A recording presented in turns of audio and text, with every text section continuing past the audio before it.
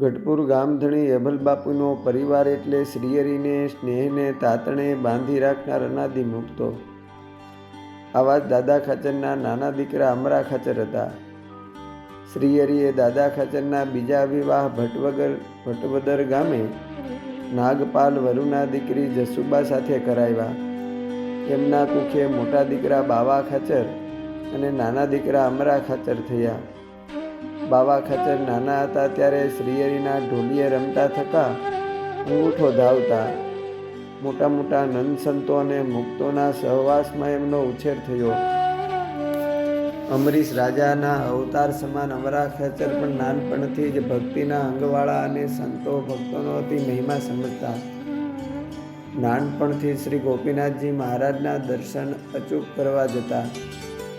સંતો પાસે બેસીને કથા વાર્તા સાંભળતા અને પોતાના પિતા દાદા ખાચરની જેમ શ્રીહરિના સ્વરૂપમાં અડગ નિશ્ચયી હતા. એક વખત સદગુરુ ગોપાળાનંદ સ્વામી ગઢપુર પધાર્યા હતા.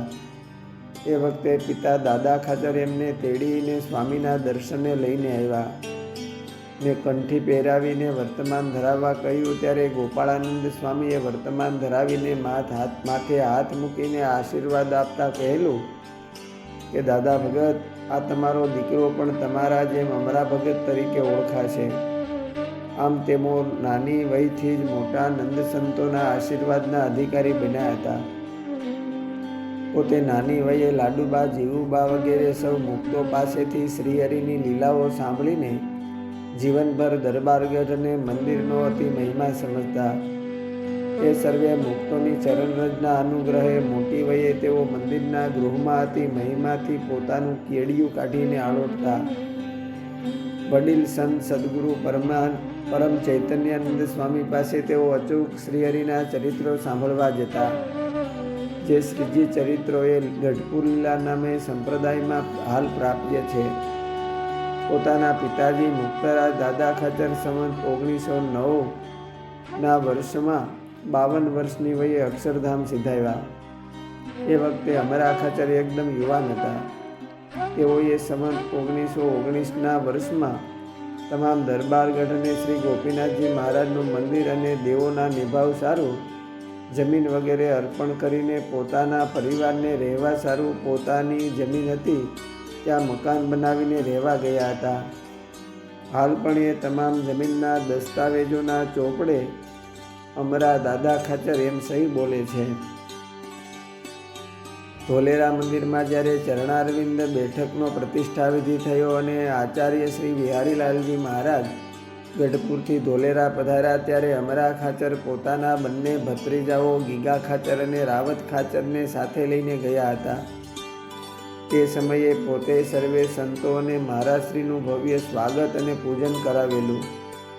ત્યાં ઉત્સવમાં પણ દેવોને સોનાના અલંકારો અર્પણ કરીને સૌને અતિ રાજી કરેલા. શ્રીહરિ સ્વધામ સિધાવ્યા પછી સત્સંગમાં આચાર્ય શ્રી રઘુવીરજી મહારાજ સત્સંગ ધુરા સંભાળતા હતા. આ વખતે ગામ ચૂડાનો હરિકૃષ્ણ જે શુદ્ધ ઉપાસનાનું ખંડન કરીને હું પોતે જ પ્રગટ ભગવાન છું એવું તૂત ચલાવતો હતો. આ સારું એને સત્સંગથી વિમુખ કર્યો હતો, જે એક વખત ગઢપુર આવવા તૈયાર થયો. આ વખતે શ્રીહરિના વિશે અડગ નિષ્ઠાવાન એવા અમરા ખાચર ખુલ્લી તલવાર લઈને ગઢપુર ગામના ગોંદરે જઈને અતિ શૂરવીરતાથી ગરજતા થકા બોલ્યા કે ગઢપુર મંદિર તો શું, પણ જો આ હરિયો ગઢપુર ગામમાં પગ મૂકે તોય હું એને વાઢી નાખીશ, અને જો એમ ન કરું તો હું દાદા ખાચરનો દીકરો નહીં. ત્યારે હરિયો જીવ બચાવીને નાઠો ને ગઢપુરમાં અમરા ખાચરના લીધે આવી જ ન શક્યો. આમ પોતે સત્સંગ માટે પક્ષ રાખવામાં અતિ અડગ નિશ્ચયી હતા. એક સમયે પોતાના મોટા ભાઈ બાવા ખાચરના દીકરા ગીગા ખાચરની જાન પાળિયાદ ગામે ગઈ હતી. એ વખતે પણ અમરા ખાચરે શ્રી ગોપીનાથજી મહારાજને હાથી દાનમાં આપ્યો હતો. એ હાથીના નિભાવ માટે માંડવધારના રસ્તે 100 વીઘા જમીન પણ જાનના ડાયરામાં દાન કરીને પ્રસંગ અતિ કુનેહપૂર્વક ઉકેલો હતો. હાલ ગઢપુરમાં હાથીખાનું તેમજ એ હાથીખાનાવાળી જે 100 વીઘા જમીન માંડવધારના કેળે છે એ હજુ દસ્તાવેજી રેકર્ડમાં સાક્ષી પૂરે છે. આવા શ્રીહરિના મુક્તરાજ એવા અમરા ખાચર સંવંત 1941ના માગસર સુધી ચોથને ગુરુવારને દિવસે સવારમાં સૌને અગાઉથી કહીને શ્રી ગોપીનાથજી મહારાજની શણગાર આરતી થયા પછી પંચમહાભૂતનો દેહ ત્યાગ કરીને બોલતા ચાલતા અક્ષરધામમાં સિધાવ્યા. અસ્તુ. જય સ્વામિનારાયણ. કૃપા મુક્તિ તેમજ શ્રી સ્વામિનારાયણ મહામંત્ર મહિમામાંથી